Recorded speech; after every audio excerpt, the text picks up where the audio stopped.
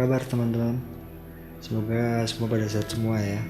Di video kali ini, aku mau menceritakan pengalaman horor yang dialami oleh Kak Langkah Alian saat mendaki di Gunung Gede Pangrango. Di sini aku akan memposisikan sebagai kalian. Seperti apa ceritanya?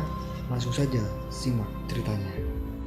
Halo, cerita ini adalah pengalaman saya sendiri waktu jalan santai ke Gunung Gede Pangrango. Waktu itu bulan April. Saya sama teman naik Gunung Gede Pangrango berdua. Awalnya berempat, tapi yang lain pada berhalangan.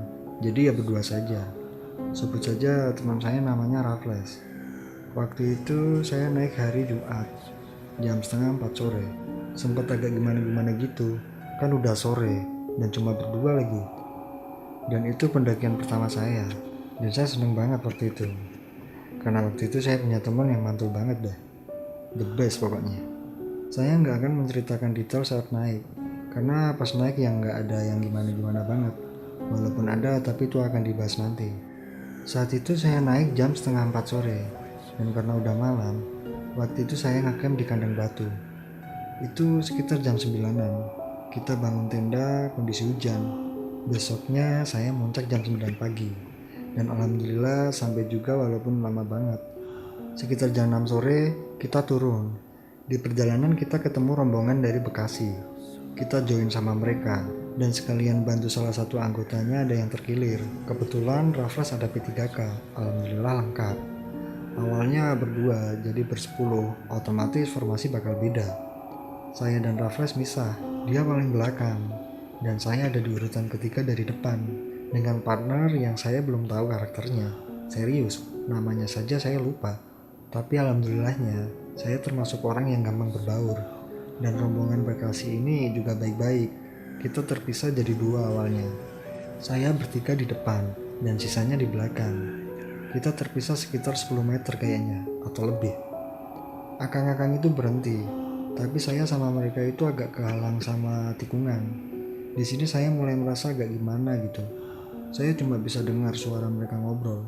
Saya yang waktu itu ngantuk, karena berasa dikipasin, akhirnya melipir ke kanan buat nyender dan merem-merem ayam. Belum sampai 1 menit muka saya kayak ditabok.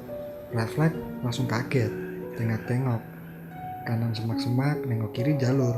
Terus yang nabok saya siapa? Daun. Padahal angin gak kenceng, malah gak ada, cuma sejuk aja gitu. Kalau yang naik gede via Cibodas pasti tahu jalurnya gimana. Saya langsung bangun dan ingat omongan emak, jangan sampai ketiduran di sembarang tempat selain di tenda dan ada yang nungguin. Oke, saya merem gak ada yang nungguin. Habis itu saya panik, jelas. Tapi saya berusaha terlihat seperti tidak terjadi apa-apa. Padahal dalam hati deg-degan. Ampun Gusti, nahakin pisan. Saya panggilin akang-akang itu dan nyamperin mereka sesekali ke Sandung saking paniknya. Yang lebih berkesan waktu udah sampai Rawadeno kalau nggak salah. Posisi berubah lagi. Saya jadi ada di belakang sama Raffles. Sedangkan Teteh, sebut saja Ani, sudah digendong bergantian oleh kawannya.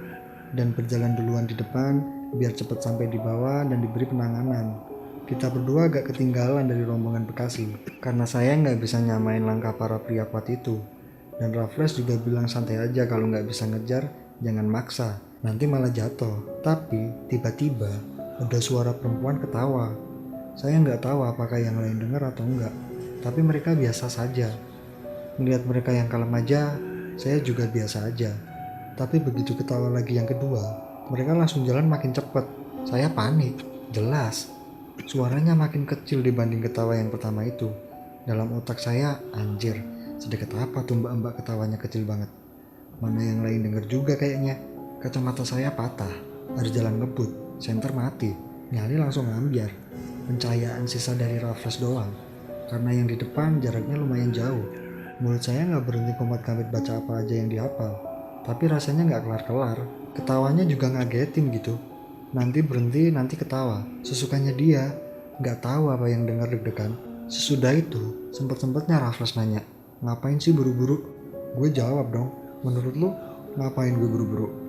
Sampai di jembatan yang paling saya deg-degan gak karuan, itu mbak-mbak ketawa lagi. Saya antara takut, tapi harus fokus lihat ke jalan yang bolong-bolong. Salah-salah saya bakal kejeblos kalau nggak fokus. Mana kira berasa berat banget, karena basah dan bawa tenda sendiri. Komplit banget deh. Sampai penyangcangan kita break bentar. Lanjut jalan terus dan mbak-mbak itu sesekali ketawa sambil ngikutin. Saya kira itu halusinasi saya saja karena nggak pakai kacamata. Ternyata dia memang nganterin kita sampai di depan. Jam 12 malam, saya dan yang lain sampai di bawah dan istirahat dulu di pos yang di depan. Kayak yang saya bilang, saya nggak pakai kacamata dan berpikir apa yang saya lihat itu halusinasi. Jadi ada bapak-bapak masuk ke dalam, pakai polo putih dan topinya putih. Saya ngeliatin bapak-bapak itu masuk ke dalam sampai nggak kelihatan. Terus lihat ke atas karena langit lagi bagus, tiba-tiba ada yang muncul dari balik pohon. Saya kira bapak-bapak tadi kan, tapi kok bukannya turun ke bawah, malah makin naik ke atas pohon. Saya ngedip-ngedipin mata. Saya kucek-kucek takutnya mata saya yang salah karena nggak pakai kacamata posisinya. Sampai akhirnya sosok itu utuh berdiri di atas puncak pohon-pohon besar itu dengan posisi menghadap ke kami. Saya liatin terus dalam hati ngebatin, serius itu kuntilanak.